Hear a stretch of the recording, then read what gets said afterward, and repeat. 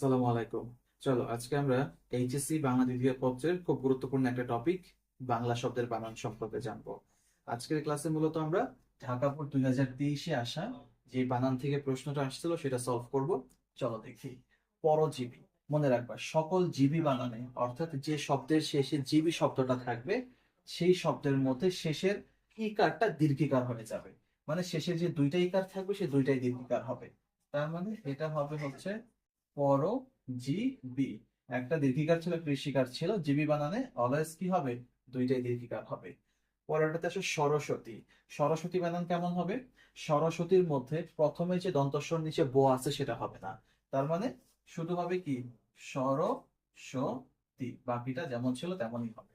ওকে, পরে ইতিমধ্যে। ইতিমধ্যে হয় না, আমরা অনেক সময় এটা সত্যিকার অর্থে ইতিমধ্যে বলে থাকি, বাট ইতিমধ্যে শব্দটা ভুল। এটা হবে হচ্ছে ইতোমধ্যে। ইতোমধ্যে। আচ্ছা, মনোযোগ। এটা খুব সহজে বোঝা যাচ্ছে, বর্গীয় জ হয় না, সেটা হয় হচ্ছে মনোযোগ। ঠিক আছে, তারপরে মহিয়সী। মহিয়সী বানানেও দুইটা ঋষিকারটা দীর্ঘিকার হয়ে যাবে, তার মানে মহিষী।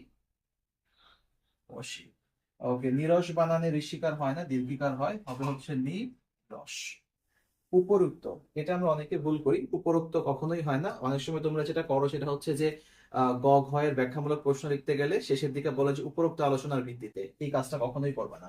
উপরোক্ত হয় না, এটা এটা হবে উপরযুক্ত। উপরযুক্ত। অথবা আরেকটা বলা যায় সেটা হচ্ছে উপরিউক্ত।